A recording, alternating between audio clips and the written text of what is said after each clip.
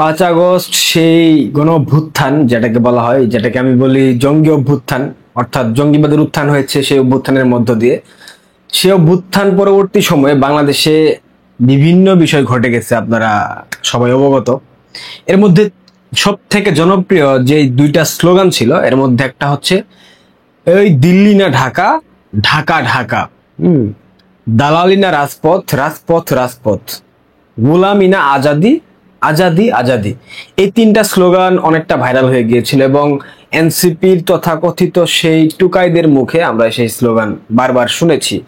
বিশেষ করে সব থেকে বেশি যেই স্লোগানটা জনপ্রিয় ছিল, ওই দিল্লি না ঢাকা, ঢাকা ঢাকা। অর্থাৎ বাংলাদেশ 5 আগস্ট অভ্যুত্থানের মধ্য দিয়ে দিল্লির শাসনভার মুক্ত হয়েছে। অর্থাৎ 5 আগস্ট পূর্ববর্তী সময়ে আওয়ামী লীগ সরকার ক্ষমতায় ছিল, শেখ হাসিনা দেশের প্রধানমন্ত্রী ছিলেন, অর্থাৎ তিনি দিল্লির পারপাস সার্ভ করতেন। তিনি দিল্লির মসনদের অধীনস্থ একটা স্টেটের মতো রাজ্য পরিচালনা করেছেন বা রাষ্ট্র পরিচালনা করেছেন, এমন একটা কথা আমরা তাদের থেকে শুনতে পাই এবং সেটা এখনো তারা ক্রমাগত অব্যাহত রেখেছে সেই কথাগুলা। কিন্তু প্রকৃতপক্ষে কিন্তু প্রেক্ষাপট ছিল ভিন্ন। বাংলাদেশ একটা স্বাধীন রাষ্ট্র, একটা সার্বভৌম রাষ্ট্র। এখানে একটা আমাদের একটা নির্দিষ্ট মানচিত্র রয়েছে, আমাদের ভূখণ্ড রয়েছে, আমাদের জাতীয় পতাকা রয়েছে, আমাদের জাতীয় সঙ্গীত আলাদা, আমাদের ভাষা বাংলা। সবকিছু মিলিয়ে এই যে মিথ্যাচার, এই যে বাংলাদেশ আওয়ামী লীগকে পরিকল্পিতভাবে ভারতের দালাল বানানো, দিল্লির দালাল বানানো, আওয়ামী লীগকে পরিকল্পিতভাবে ইসলামের শত্রু বানানো, অথচ এই আওয়ামী লীগ বাংলাদেশে 560টা মডেল মসজিদ করে দিয়েছিল। অথচ এই আওয়ামী লীগ এই মাদ্রাসার শিক্ষা ব্যবস্থাকে বিশ্ববিদ্যালয়ে মানে ভর্তির একটা বন্দোবস্ত করে দিয়েছে কোনো একটা আইন প্রণয়নের মাধ্যমে। যাই হোক, অথচ এই আওয়ামী লীগের যে প্রধান, মাননীয় প্রধানমন্ত্রী শেখ হাসিনা, তিনি কওমি মাতা হয়েছিলেন। হেফাজতে ইসলাম তাকে কওমি মাতা ঘোষণা করেছিল। তারপরেও আওয়ামী লীগকে ভারতীয় হিন্দুত্ববাদের দালাল বলা হয় বা বলা হয়েছে। এগুলা দীর্ঘমেয়াদী পরিকল্পনা ছিল, এগুলা ছিল নেগেটিভ, যার মাধ্যমে আওয়ামী লীগকে সাধারণ মানুষের মন থেকে উঠিয়ে নেওয়া হয়েছিল। এর মধ্যে সব থেকে কুশীলকগুলোর মধ্যে অন্যতম ছিল ডক্টর আসিফ নজরুল, 26 লক্ষ ভারতীয় তত্ত্বের যে আবিষ্কারক। আসিফ নজরুল খুব চমৎকার ভাবে, মানে সুন্দরভাবে মিথ্যা কথাগুলোকে গুছিয়ে বলতে পারে এবং পরবর্তীতে সেটা প্রকাশ হয়ে যায়, বাট যখন বলে তখন খুব চমৎকার ভাবে গুছিয়ে বলে।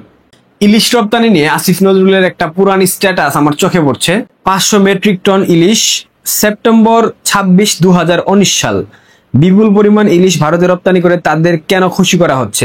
সীমান্তে বাংলাদেশের মানুষ মেরে ফেলার জন্য, অভিন্ন নদীর পানি থেকে আমাদের বঞ্চিত করার জন্য, বাণিজ্যে ভারসাম্য না রাখার জন্য, কথায় কথায় বাংলাদেশ সম্পর্কে অবমাননাকর মন্তব্যের জন্য? 5 আগস্ট পরবর্তী সময়ে বাংলাদেশে দাম অধিক থাকা সত্ত্বেও সরকারি হিসাব অনুযায়ী 1500 টাকার মতো মানে মূল্যে প্রতি কেজি ভারতে 3000 মেট্রিক টন ইলিশ রপ্তানি করেছে ডক্টর ইউনূসের নেতৃত্বাধীন অন্তর্বর্তীকালীন সরকার। তৎকালীন সময়ে সেটা গণমাধ্যমে এসেছিল।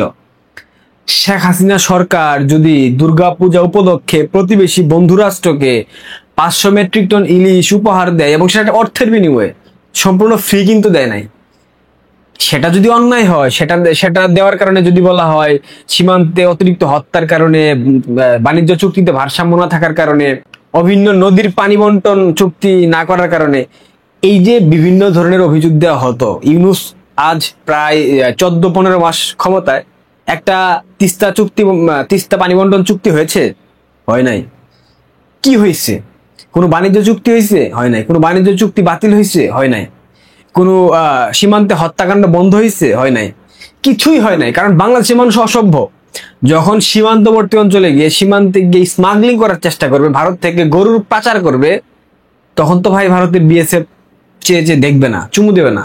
নিশ্চিতভাবে তাদের সীমান্ত রক্ষার জন্য, তাদের দেশের স্বাধীনতা সার্বভৌমত্বের প্রশ্নে তারা আইনি পদক্ষেপ নিতে বাধ্য হবে এবং সেই জায়গা থেকে অনেকে হত্যাকাণ্ডের শিকার হয় এবং ম্যাক্সিমাম চোরাকারবারি যারা হত্যাকাণ্ডের শিকার হয়, 2-1টা অস্বাভাবিক আছে, আমি বলছি না নেই, বাট এদের যে হত্যাকাণ্ড হয় ম্যাক্সিমাম চোরাকারবারি।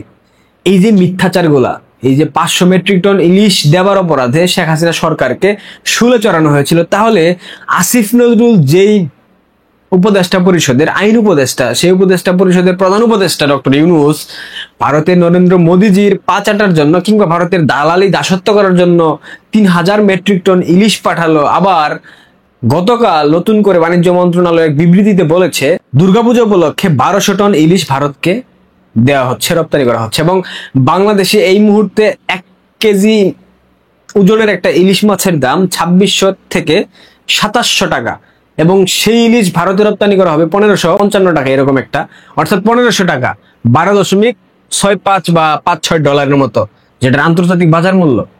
এই যে বাংলাদেশের মানুষ ইলিশ খাইতে পারছে না, বাংলাদেশে তো সনাতনী ভাই বোনেরা আছেন, অনেক নিম্নবিত্ত পরিবারের আছেন, মধ্যবিত্ত পরিবারের আছেন, তারা তো ইলিশ খাইতে পারছে না। তারা যদি ইলিশ বাংলাদেশে জন্ম নিয়ে খেতে না পারে, তাহলে সেই ইলিশ ভারতকে কেন পাঠানো হবে? যদি ভারতের সাথে সম্পর্কই না থাকে, যদি ভারতের সাথে বাণিজ্য চুক্তি না থাকে, যদি ভারতের সাথে আমাদের ভিসা বন্দোবস্ত না থাকে, ভিসা বন্ধ করে দিয়েছে ভারত, তাহলে কেন আমাকে ইলিশ পাঠাইতে হবে? চামচামি করার জন্য? দালালি করার জন্য? আমি মুখে বলবো আমি দিল্লি না ঢাকা, হ্যাঁ, করাচি করাচি, কিংবা লাহোর লাহোর, কিংবা ইসলামাবাদ ইসলামাবাদ, আবার আড়ালে আমি লোকচক্ষুর অন্তরালে আমি ঠিকই 1200 মেট্রিক টন ইলিশ ভারতে পাঠাবো। এই ধরনের ডাবল টাইমিং, কিংবা এই ধরনের মানে কি বলবো, এটা দ্বিচারী আচরণ, দ্বিচারিতা, এগুলা কেন? যেটা পারবেন না সেটা বলেন না, যেটা পারবেন সেটা বলেন। আসিফ নজরুলের মতো বাটপার, মানে বুদ্ধিজীবী নামক বেহায়া বেশ্যা, মানে যাদেরকে বলা হয় বুদ্ধি বেশ্যা, এই বুদ্ধি বেশ্যাদের জন্য মূলত বাংলাদেশের এই পরিণতি। বাংলাদেশ এখন আন্তর্জাতিক মাফিয়া, আন্তর্জাতিক সন্ত্রাসী, আন্তর্জাতিক জঙ্গিদের খপ্পরে। বাংলাদেশ আন্তর্জাতিকভাবে এখন একটা জঙ্গি রাষ্ট্র হিসাবে স্বীকৃতি পেয়ে গেছে। বাংলাদেশের পাসপোর্ট এখন পৃথিবীর কোনো দেশের ইমিগ্রেশনে দিলে তখন জঙ্গি হিসাবে তাকে একাধিকবার তাকে সার্চ করে। এমন বাংলাদেশ তো আমরা প্রত্যাশা করি নাই। এমন বাংলাদেশ কি বাংলাদেশের সাধারণ মানুষ, শিক্ষার্থী, ছাত্র জনতা সম্মিলিতভাবে অভ্যুত্থানের মধ্য দিয়ে যেই অভিপ্রায় থেকে, যেই আশা আকাঙ্ক্ষার বাস্তবায়নের জন্য ডক্টর ইউনূসকে ক্ষমতায় বসিয়েছিল, তারা কি সেটা পেয়েছে? ন্যূনতম আশা আকাঙ্ক্ষার প্রতিফলন ঘটাতে পেরেছে ইউনূস? পারে নাই।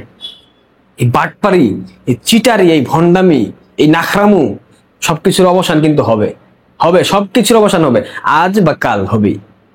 প্রিয় দর্শক, মতামত জানাবেন, ভালো থাকবেন, সুস্থ থাকবেন, সাবস্ক্রাইব করবেন, ধন্যবাদ।